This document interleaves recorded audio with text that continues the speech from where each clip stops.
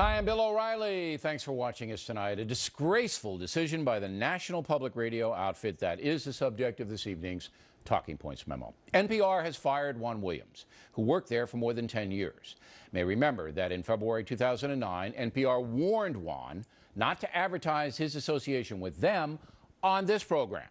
And now, NPR has terminated Juan's contract because he said this on The Factor. I mean, look, Bill, I'm not a bigot. You know the kind of books I've written about the civil rights movement in this country.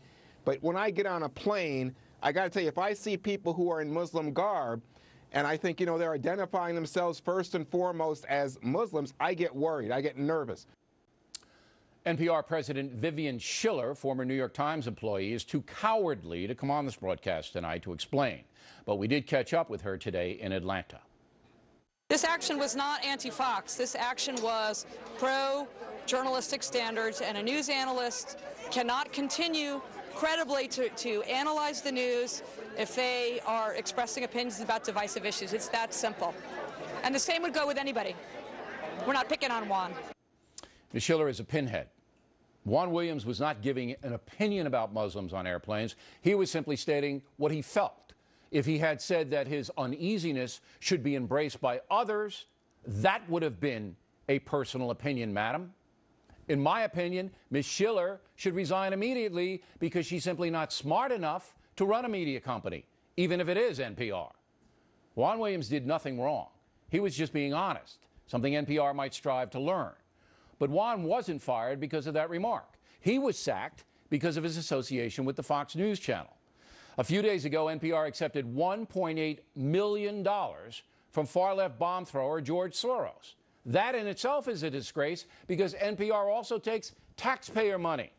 Now, the National Public Radio crew is in bed with the radical Soros? Talk about a lack of standards. Talking Points is calling for an immediate suspension of all public money going to NPR. And we understand that Senator Jim DeMint will introduce legislation to defund that enterprise. No taxpayer dollars should be going to an outfit that abuses freedom of speech. This is like the Acorn deal.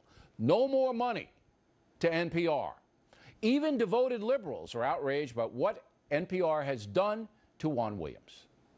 Here on The View, we have our great opinions, but in all of our opinions, it seems, the firing of Juan was a total mistake and sends the wrong message. And NPR, get yourself together, because we all got to work on this together.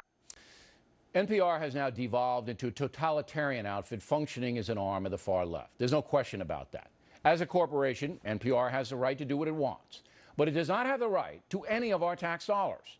It should compete in the private marketplace, but I guarantee you if NPR did that, it would go the way of Air America and file for bankruptcy. There is no excuse for this in America.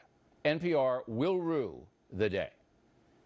And that's a memo. Now for the top story tonight. Let's bring in the guy causing all the trouble, Fox News analyst Juan Williams. First of all, I'm sorry about this. I know, I don't have any use for NPR, but you worked there a long time. And I know, you're sad and emotional about it. But believe me, you're better off getting out of there. You're better off.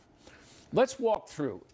When you said that on The Factor, I heard it and I was going to say, well, I'm not scared of Muslims on a plane. But then I said, it's not worth it. It's a small point. It's a small point. It was. Just saying what I felt. Yeah. First of all, millions of Americans feel the same way. That's beyond a reasonable doubt. So you say it. When did the fallout start? How quickly after you said it? This was on Monday night you said it. Monday night on your show. Yeah. And on Wednesday afternoon, I get a call from Ellen Weiss, the vice president in charge of news at NPR, and she says, what did you mean to say? And I said what I meant to say. All right, so it took them 36 hours to get to you. 36 hours. Not to get to me. They didn't get to me any time. I work for them. No, but you didn't hear anything for 36 hours. Nothing. In fact, you know what that tells me? What? Somebody put heat on them. Oh, yeah, without a doubt. Because if they had heard it and there had been so much outrage, you would have heard Tuesday morning. Oh, I would have heard that night. But I'm saying, you're exactly right. All of a sudden, let me tell you, I was in Chicago on Tuesday, and people were coming up to me to say, and this was a Muslim guy telling me about how his kids, have fears and about being identified as Muslims. Thank you for what you said on O'Reilly last night. This is in O'Hare Airport.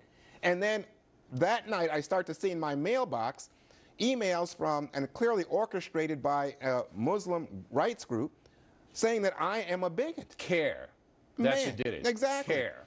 Okay, so they got to NPR, and then these pinheads who probably never even watched this program, and they know what you said, they start to make this determination. And people should know that Juan was very sympathetic, by the way, to Muslims during that interview. He didn't hammer them at all. No, I mean, this is the irony of the thing. I mean, they take something totally out of context, like one word or one line, and they forget the fact that here I am engaging you, Bill O'Reilly, right? And we're having an honest discussion. This is what America should be. People having a real debate and telling you, as you pointed out rightly in the Talking Points memo, this is what I felt. If I have wasn't an opinion. No. And that's where this Schiller, do you know this woman, by the way? I've met her.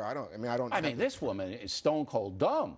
And I'm not saying with all due respect. He says, well, Williams you're not allowed to give personal opinions as an NPR analyst. You're not allowed to give personal opinions. We don't want personal opinions.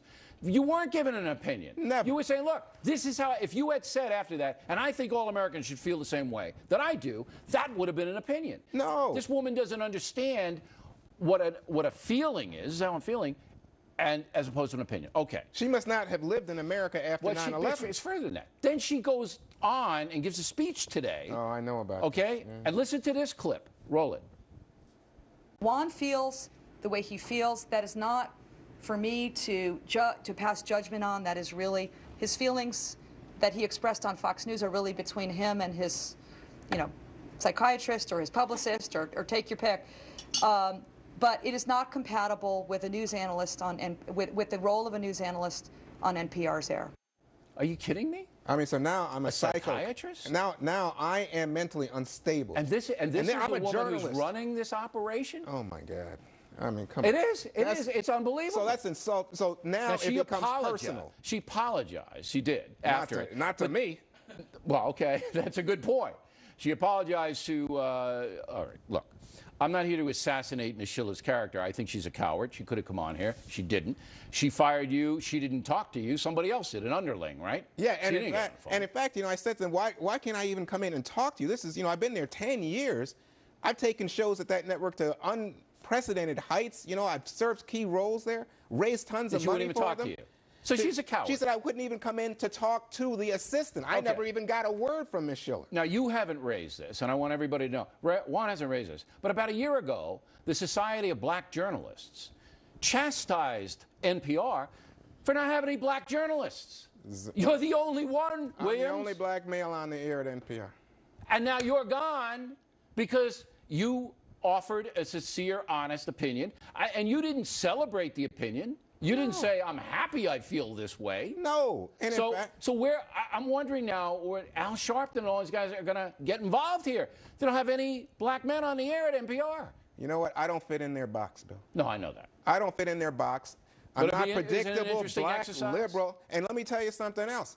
You were exactly right when you said, you know what this comes down to? They were looking for a reason to get rid of me because I appear on Fox News. That's right. They don't want me talking to you. Here's backup. The Media Matters group, okay, which Soros gave $1 million to in addition to the $1.8 million, and we'll get to that with Rove in a moment.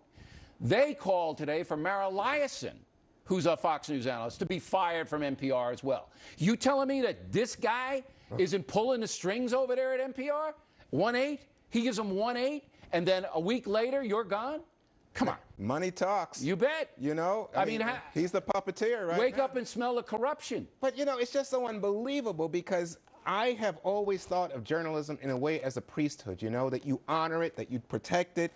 These people are corrupt beyond belief. But here's the good news. These people don't have any sense of righteousness of what's right here. I don't want you to say anything else, all right? Let me finish up here, okay? Number one, this is good for you. What? Yeah, it's good for you. You're going to get a big book contract to write about what you can and can't say in America. And you're a good writer, and you're going to do that. Number two, you'll be able to host a Factor tomorrow night. I will, That's thank huge. goodness. More people will see you tomorrow night than see you all year on NPR. Well, that's true. Okay.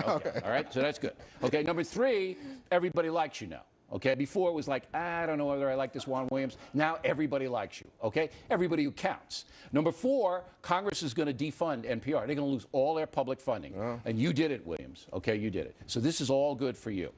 All right, you got it? I got it. All right, we got your back. You know what else? We got your back. I notice now, you're a stand-up guy. I got your back, Williams. Trust me on this. We're not letting this go. Right. And Ms. Schiller, okay, I'm going to tell you again, you're welcome to come on this program, but we are not letting it go, madam. We're not letting it go. All right?